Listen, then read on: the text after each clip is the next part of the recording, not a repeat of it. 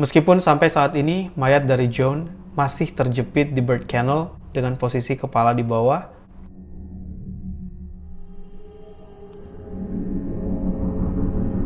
Semua orang memiliki aktivitas favorit yang mereka gemari, tapi tak jarang hobi tersebut menantang nalar kita karena tidak biasa, berbahaya, dan mempertaruhkan nyawa. Sialnya, hal ini terjadi kepada seorang pria mahasiswa kedokteran yang tengah menunggu kelahiran anak keduanya. Ia harus bertemu dengan mautnya dalam keadaan tersiksa, sakit, dan lambat. Seperti apa kronologi peristiwa naas yang menimpa pria dengan tinggi badan 182 cm tersebut? Mengapa proses penyelamatan yang sudah melibatkan banyak pihak harus berakhir dengan kegagalan? Dan kira-kira apa yang ada di pikirannya ketika ia menyadari setiap detik maut semakin dekat? Tapi sebelum kita masuk ke pembahasan video ini, kenalin gue Graham. Please kalian subscribe ke channel ini dan jangan lupa nyalakan notifikasinya supaya kalian tidak ketinggalan video-video selanjutnya. Oke, langsung aja kita mulai. Let's cut the crap and get into it.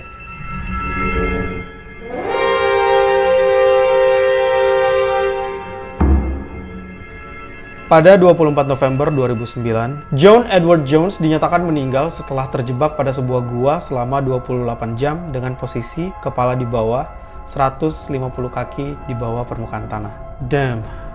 Gue gak bisa bayangin gimana kejadiannya karena jujur gue sendiri punya claustrophobia. Gue takut dengan ruang-ruang sempit.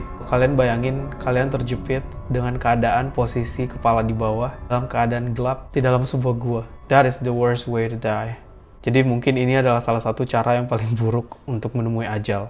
John Edward Jones, aka John, adalah seorang mahasiswa kedokteran yang selama 2 tahun terakhir sedang mengambil studinya di Virginia University. Jadi pada saat si John ini masih kecil, ayahnya sendiri sering mengajak John dan adiknya Josh untuk melakukan eksplorasi di gua-gua yang berada di Utah. Dan dari situlah John belajar untuk mencintai kedalaman bawah tanah dan kecantikan gelap mereka.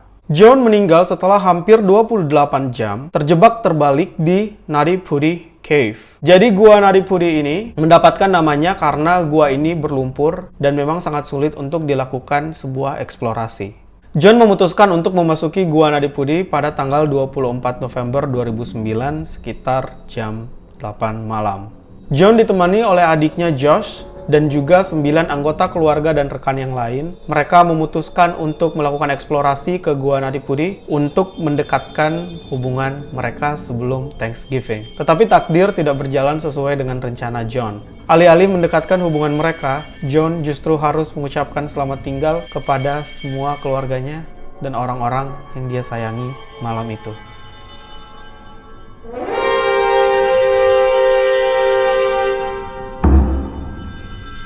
Jadi sebenarnya si John ini udah lama tidak melakukan eksplorasi ke gua manapun dan itu sudah hampir 2 tahun. Jadi ini eksplorasi pertamanya dia setelah 2 tahun vakum dari aktivitas tersebut. Sekitar 1 jam sejak mereka masuk dan melakukan eksplorasi di gua tersebut, si John ini memutuskan untuk mencari salah satu rute yang paling ekstrim yang juga dikenal dengan nama Bird Kennel yang ada di dalam Gua Nadi Puri.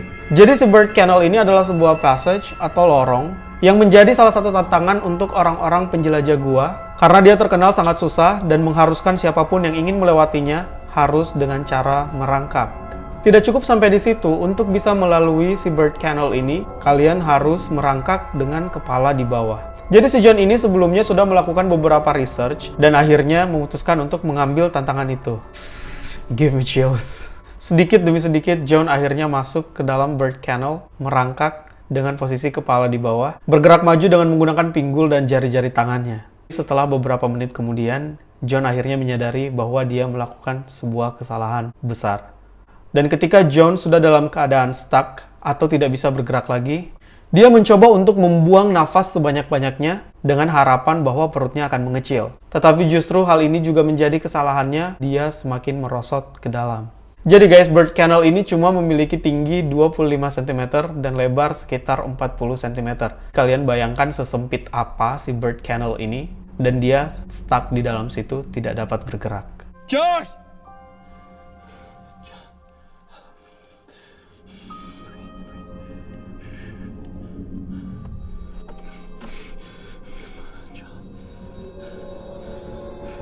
Josh!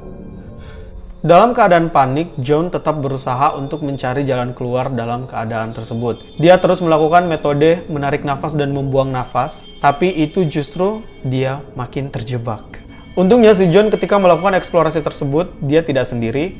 Adiknya si Josh yang ikut dalam eksplorasi tersebut menemukan dia pertama kali.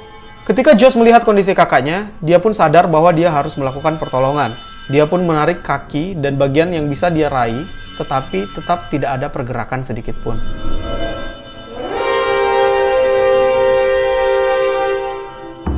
Nah, jadi ketika John terjebak di dalam lubang sempit itu, di situ ada si Josh yang berusaha untuk membantu kakaknya.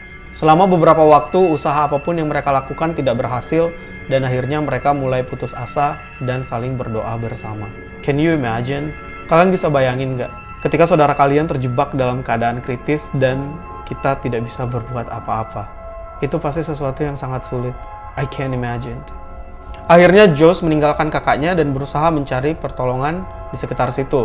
Josh berusaha secepat mungkin keluar dari gua dan mencari orang-orang di sekitar situ dan mengambil peralatan yang mungkin dibutuhkan untuk menolong kakaknya yang masih terjebak di bawah tanah. Josh menghabiskan waktu sekitar 1 jam untuk melengkapi peralatan yang dibutuhkan dan juga untuk memanggil bala bantuan yang lain.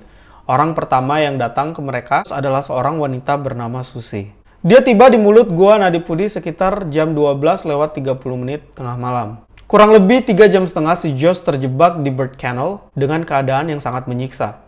Jadi Susie berusaha untuk menyelamatkan John, tapi karena memang situasi dan kondisinya yang sangat sulit, Susie hanya bisa meraih sepatu bootnya si John aja dan pakaian berwarna blue navy yang dia kenakan saat itu. John, stay with me, answer me, are you okay?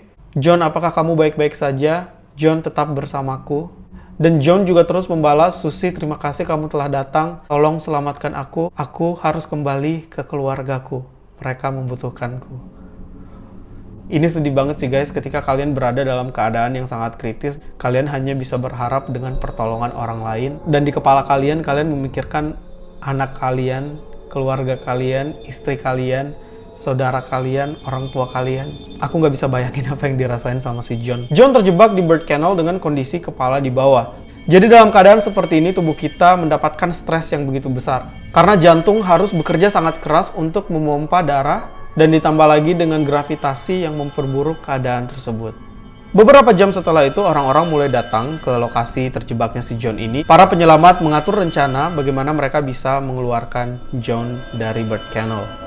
Akhirnya mereka menemukan ide untuk menggunakan tali yang diikatkan ke kaki dari John dan juga dihubungkan ke beberapa titik dinding gua menggunakan penjepit dan katrol. Tetapi ketika mereka mulai eksekusi di mana mereka akan menarik tubuh John dengan tali tersebut, tiba-tiba penjepit dan katrol yang digunakan lepas karena memang dinding dari gua tersebut kebanyakan berlumpur. Mereka pun akhirnya menyadari bahwa menggunakan tali untuk menarik tubuh John adalah usaha yang sia-sia. Sudah banyak cara yang mereka pikirkan, seperti salah satunya mematahkan kakinya si John untuk bisa menariknya keluar. Tetapi mengingat posisi John yang kepalanya di bawah, dan itu menempatkan John di mana satu sentuhan saja akan terasa sangat sakit. Dan apabila kakinya dipatahkan, rasa sakit itu akan menimbulkan stres ke tubuh John. Kemungkinan besar akan berakhir pada instant death atau kematian langsung. Mungkin gambarannya seperti ini. Kalian pernah merasakan yang namanya kesemutan, dan ketika kalian berusaha untuk menyentuh atau menggerakkan anggota tubuh tersebut, terasa sangat sakit. Para penyelamat sudah menghabiskan 27 jam dalam usahanya menyelamatkan John. Menurut kesaksian beberapa penyelamat yang berusaha menyelamatkan John, terkadang John berada di fase di mana dia diam, meskipun penyelamat berusaha untuk memberikan pertanyaan dan mencari respon dari dia tidak memberikan respon. Tetapi ada juga fase di mana John terus berteriak sampai beberapa penyelamat mengatakan bahwa mereka tidak pernah mendengar manusia berteriak seperti itu.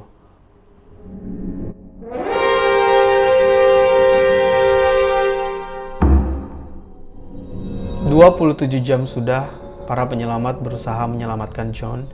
Keluarga dan kerabat John yang telah berkumpul di depan gua, sepertinya mereka sudah mengetahui apa yang akan terjadi dari raut muka orang-orang yang masuk ke dalam gua untuk menyelamatkan John.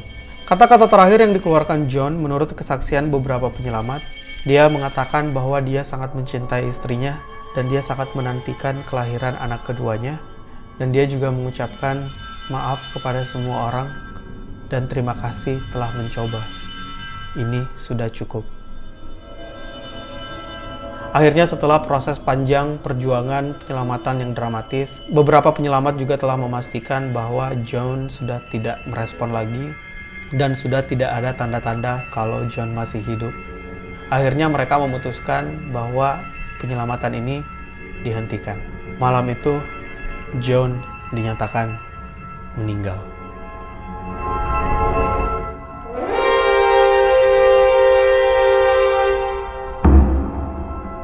Nadi Pudi Cave memiliki reputasi sebagai salah satu goa dengan tunnel-tunnel kecil yang sangat banyak, lokasi yang berlumpur, dan menjadi salah satu gua yang sangat sulit untuk dilakukan eksplorasi ketika pertama kali ditemukan pada tahun 1960. Dan pada malam itu, John Edward Jones menjadi bukti hidup dan juga bukti tak bernyawa reputasi gua Nadi Pudi. Setelah kematian John Edward Jones, Gua Nadi Pudi ditutup secara resmi beberapa minggu kemudian. Pintu masuk menuju gua ditutup secara permanen menggunakan semen. Pada tahun 2016, seorang pembuat film, Isaac Halazima, memproduksi sekaligus menyutradarai film yang diangkat dari kisah John Edward Jones. Film yang berjudul The Last Descent memberikan gambaran secara akurat mengenai peristiwa yang menimpa John Jones. Jadi kalau kalian mau lihat visualisasi dari peristiwa tersebut, aku saranin kalian nonton film ini. Jadi sekian video untuk hari ini. Apakah kalian berani untuk melakukan eksplorasi gua? Atau kalian justru termasuk orang-orang seperti aku yang takut dengan ruangan sempit? Tapi apapun itu, aku pengen ngucapin turut berbelasungkawa kepada keluarga dari John Edward Jones. Dan semoga arwah dari John bisa tenang di sana. Meskipun sampai saat ini, mayat dari John masih terjepit di Bird Kennel dengan posisi kepala di bawah di dalam gua Nadi Pudi sebagai tempat peristirahatan terakhirnya. Oke guys, sekian dulu aktivitas dan pembahasan untuk hari ini. Please kalian subscribe ke channel ini dan juga nyalakan notifikasinya. Dan kalau kalian tertarik dengan video-video yang sedikit lebih ringan, kalian bisa cek video yang dibuat oleh Hak. Nanti aku munculin di sini. Oke guys, sampai ketemu di video selanjutnya. Bye.